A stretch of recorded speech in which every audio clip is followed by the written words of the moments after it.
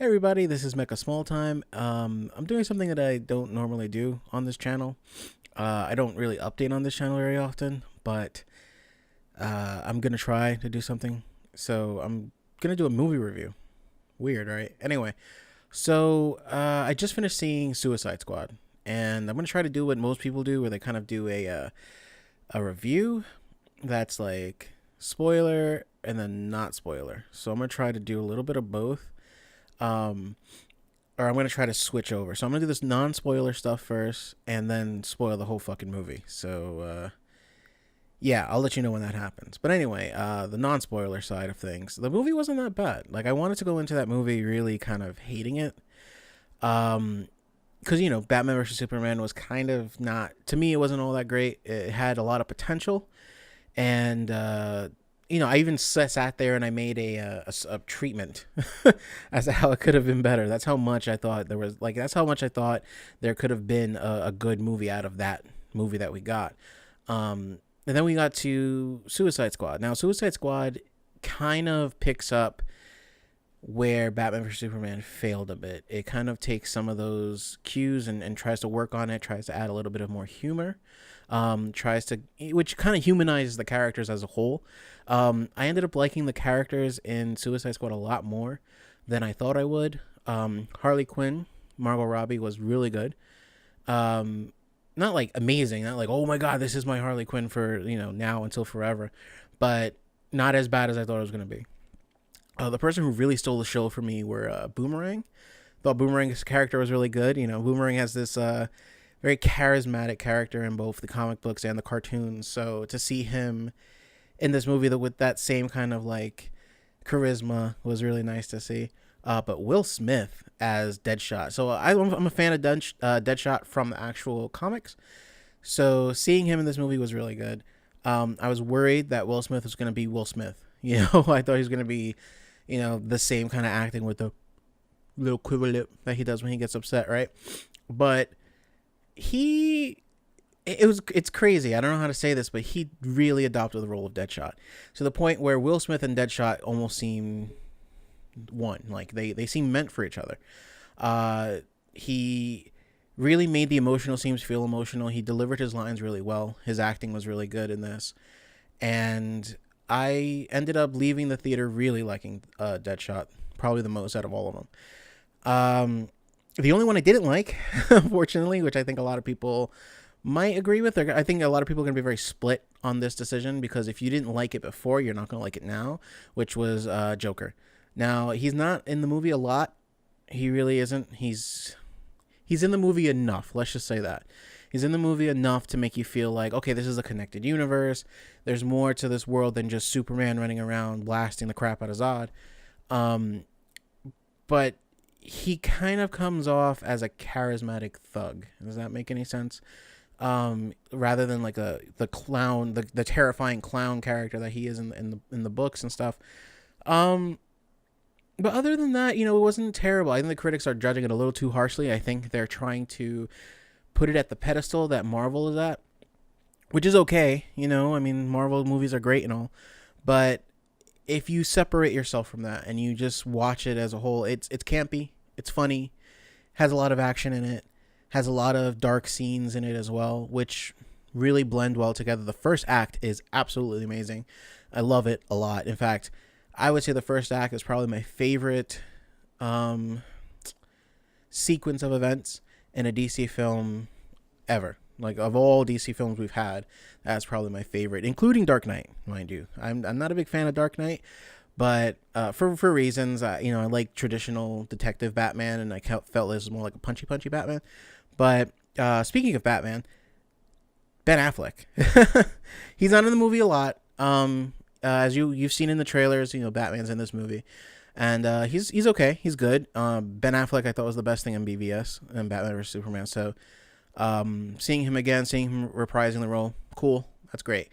But yeah, I think the critics are judging it a little too harshly. It is a pretty decent film. It's okay. Like I said, the first act is amazing. Second act, it's a little weird because the plot gets a little convoluted. They're juggling a lot. You know what I mean? They have a lot of characters they have to deal with. They have a lot of character. They have a lot of character development that has to go on in the film. It doesn't have to, but it's nice to have it. And then you just have this villain that they have to, overcome. Every superhero movie has a villain, right? So it's a little sloppy in the way certain things are handled. Like, you kind of look at Amanda Waller and you're just like, yeah, you kind of fucked up, Like, you shouldn't have done that. You shouldn't have done that. He was just a boy. But, whatever. What are you gonna do? It needs It needs a script. Whatever. And you could tell the writers really did like the characters. Maybe they didn't like the characters from the comic. Maybe they didn't connect with them or care about them. But they definitely care about the characters that they wrote into the script. With that being said, it was okay. It wasn't terrible. I think you should go watch it. Is it the best movie ever made? Probably not. Is it a movie you have to go out and see right now because it's who's the big summer movie? Probably not. Could you wait till DVD and Netflix and iTunes and all that stuff? Probably. But pretty decent movie. Now I'm going to go into the spoiler side where I'm going to get all theory and nerdy on you. Get all nerdy on you. So I'll see you there.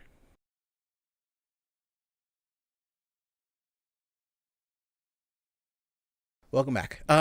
Yeah, so now we're going to talk about the spoiler side of things. As I stated before, the characters are really good. The plot was a little weird. The beginning where you get to see kind of like you get like a little bit of an insight as to what these characters are like. Done really well. Deadshot, amazing with his contract on that guy and like, oh, double it because you're wasting my time. That was really cool. Harley Quinn, sometimes she could be a little cringy. I would say let's give the assumption that there were like 10 times where she says something kind of cool. She says a lot of things in the movie, but let's just say for estimation's sake that it's like 10. Only like one of those 10 lines is like super cringy. But she's pretty good. Definitely a different take on the Harley Quinn stuff. Every other character, Killer Croc, Diablo, Captain Boomerang, all good characters. Katana was amazing. Katana's... Alright, before I get into that, the campiness. Because when you talk about the first act, you have to talk about the campiness because they do the introductions for these characters.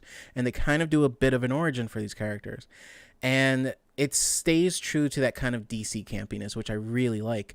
Where it's just like, meanwhile, Dexter Baxter entered the cave and there he found a mysterious gem that turned him into Christor. Like, stupid shit like that is exactly what happens to these people. Like, they don't try to, make it special or make it dramatic or make it realistic. It's like, no, this chick walked into a cave. She found some ancient artifact bullshit that we don't have to explain, and it turned her into this witch. You know what I mean? That's what happened. And I like that. I enjoy that because that's kind of what makes DC very fun. It could be serious. For all this woman said, it's really serious, like with the Killing Joke and all that. Yeah, its roots are very campy, and it's nice to see those roots still there.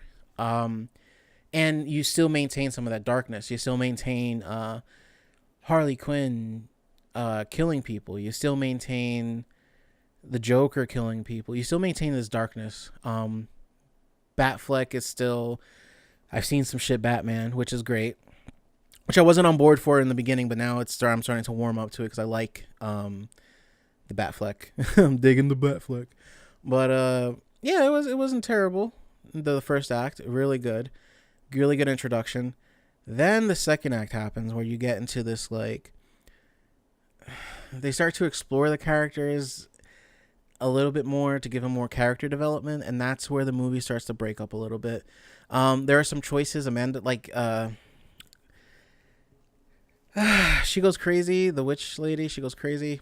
For some reason, I'm forgetting her name. Like, I know her character. I'm not like this guy who like picked up a comic yesterday, but for some reason, her like name is escaping me right now. But she just fucking turns into the villain out of nowhere, and it's a little weird. Does that make sense? It's a little weird, but it's definitely not like horrible. Essentially she breaks free. She for some reason says the name of the character and Enchantress, and then she becomes the Enchantress in her sleep, which is a little forced plot wise, but whatever. And then she becomes a villain essentially. She finds her brother. She does all this stuff. So that's the plot. Amanda Waller is gonna get the Suicide Squad together to take out Enchantress, which is pretty much her renegade pet right now. Okay, fine, cool. Uh, and this is where the Joker comes in a way, because the Joker, his whole motivation in the film is to get Harley Quinn back after he abandoned her when Batman was trying to capture them. And this is our introduction to the Joker, like the real introduction as to who the Joker is, what his motivations are, what how he, pretty much how he acts.